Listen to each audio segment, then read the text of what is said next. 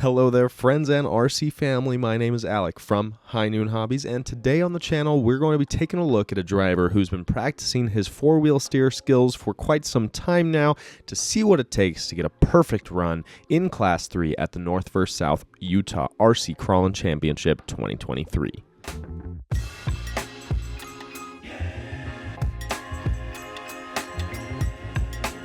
If you are new to this channel, I very much appreciate you checking it out. I hope you will stick around, watch at least this video, see if this content seems worth your while, and consider subscribing so that then I can say to you, if you aren't new here, welcome back to yet another Friday upload. This time we have an excellent run put on by Cameron from up north down at the second Southern qualifying round, which Logan graciously hosted for us at the airport location down near St. George Regional Airport, which is an awesome spot with less sandstone style rock and a little bit more conglomerate style, which allows us to kind of mitigate the effects of all of the wet weather we've been having recently and maintain our good traction.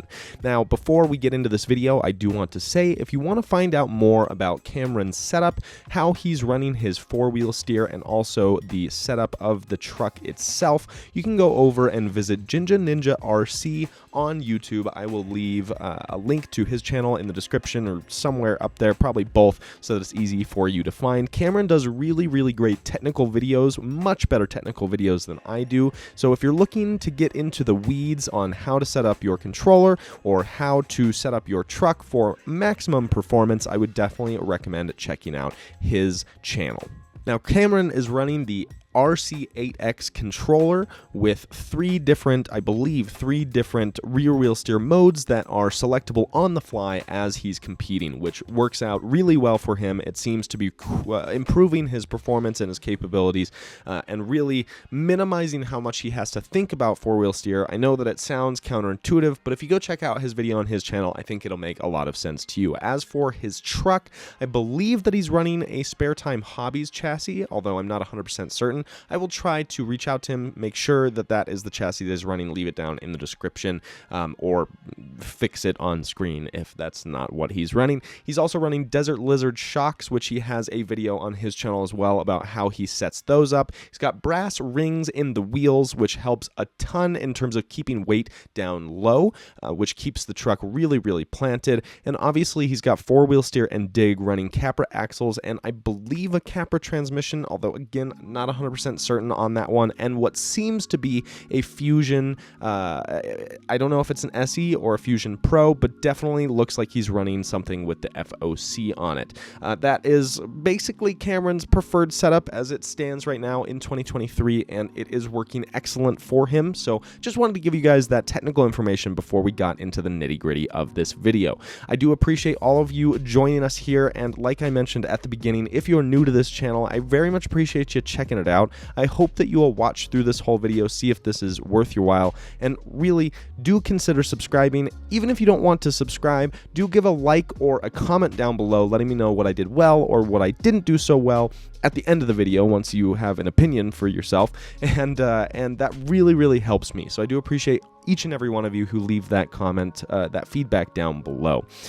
Also, one last little thing before we get into the video, I do want to remind you guys that all of the High Noon Hobby merch is on the shop. You can check out all of the 2023 High Noon Hobby merch. We're still working on patches. I'm smoothing over some of that stuff, and this comp season has been so crazy, so I know we're like already a quarter into the year. Man, does it seem like the year is going way too fast to anyone else? Because it definitely seems like it's going way too fast for me. But so is this video, so let's just get straight into this run. As per usual on the High Noon Hobby YouTube channel, we're coming in just a little bit late to this run. I've added a few seconds to make the time as correct as I possibly can, but this is still gate 1 and Cameron handling it with ease. You can see that he's just using a tiny bit of isolated rear wheel steer there to get his rear around that gate without any issue. Now headed into the drop of gate number 2, I am kind of on the fly figuring this course out, but it does get a little bit easier to film going into the next few gates, so the views will be a little bit better. This area is much more highly vegetated than a lot of the southern areas that we typically crawl, and so that made for an interesting environment, or an interesting kind of quirk to this competition. It was something that I heard a few competitors talk about, was just that you really had to watch your truck in between the gates, which is something that you should always be keeping in mind. You know, it's not just about watching your truck go through the gate itself, but watching in between the gates, meaning between one gate to the next.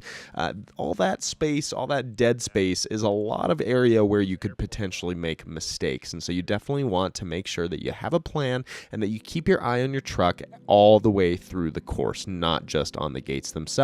Speaking of tough gates, though, this one here, this is a nasty side hill. I don't know how much this camera does it justice, but definitely a very sketchy one, and you can see Cameron using that four-wheel steer there, and we're going to pause the time while we relocate so that it's easier for him to see what he's doing here for this next section. But that you can see that he kept the front end of his truck a little bit higher and the rear end of his truck a little bit lower, and crab walked his way over. Now, if you have four-wheel steering, you've got the space to do it. That is always going to be the best way to conquer a side hill.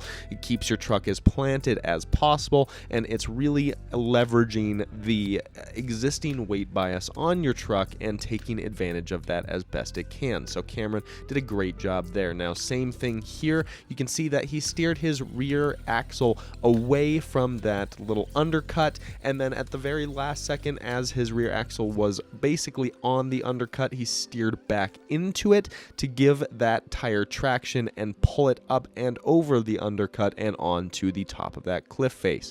Now, this one here I didn't give a great angle of, but Cameron is essentially riding the ridge line of that truck on the driver's side, or that rock on the driver's side, and allowing the truck to float over that crack. Did a great job there, and he's making great time here. He's checking his time to see with the judge to see if he's got time to hit this bonus, and he decides that he does, so he's going to swing over and hit the first bonus on this course. Now, this one, as Logan mentioned actually during this run, this bonus was, well, after Cameron got through the bonus, to be fair. It wasn't giving away any sort of information, but this bonus was mainly meant to be a time waster, and it did that, I think, for many competitors that weren't as good on their time. But because Cameron was really maximizing his time and utilizing that four-wheel steer to his advantage, he was able to make that bonus without any sort of issue. Headed directly into the second bonus, you can see that this area here is quite a cluster of gates all put together here in one spot. This makes judging really nice. It also makes it difficult to run competitors through the courses two at a time, so that's why you won't see too many areas like this in our courses. Cameron's actually pulling just a little bit of dig there, getting a little bit of a front pull around so that he can drop square up to that drop off and get himself safely down onto the ground for this next gate, gate number 7. Again, using dig to pivot himself around and square up to gate number 7. Now, here you can see the Desert Lizard setup that has quite a substantial amount of droop working in Cameron's favor there through gate number 7 as he uses his four-wheel steer to pivot around very tightly into gate number 8. You can see working that rear wheel steer to keep himself stable as he gets up onto this rock where the second bonus is, and it will use that to get himself up into gate 8. Now, you can tell he's not using rear wheel steer when he doesn't need to. He's only using rear wheel steer when it benefits him, and that's one thing that I definitely have to point out. I notice a lot of drivers, when they first get rear wheel steer trucks, they're using the rear wheel steer all the time, and sometimes a little bit too much. Remember that every time that you steer, you are technically increasing your chances of breaking traction, and so it's important to remember that you don't need to rear wheel steer all the time. But clean gate number 9, headed into gate number 10. He's starting to notice here that his front servo is twitching just a little bit, probably needs to get replaced, or maybe just needs the connections cleaned, but we'll take a look at that later. But we're going to get through this gate number 10 clean with a perfect -20. Well done, Cameron.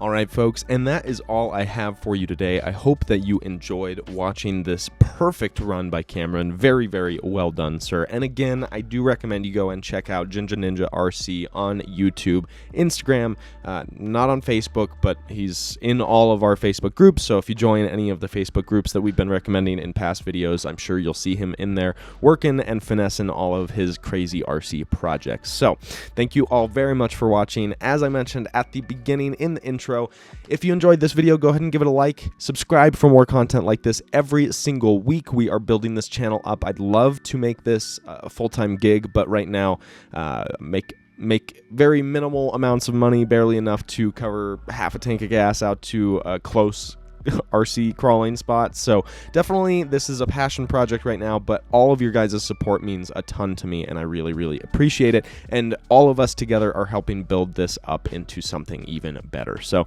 appreciate y'all. And like I said, leave a comment down below if you have feedback for me. If you have a video idea, I'd love to hear what you think. Or if you just thought that this video was shit and you want to tell me, please do. Leave it down below. But until next time, guys, I really appreciate you joining me here. I hope you enjoy some scale trailing, maybe some hard lines, maybe some FPV droning, maybe some Seranin. I don't know. I'm getting into all sorts of crazy hobbies. Maybe some snowmobiling. This thing is like getting close. We're going to have a video on this thing soon. It's a behemoth. Jeez, oh Pete. But yeah, fun stuff in the works. Hopefully I have snow left on the ground when I'm done with this. Like I said, the year is going by too quickly. It's going by way too quickly. So yeah, let's I don't know how to end this. See you guys later. Have a good one. Cheers.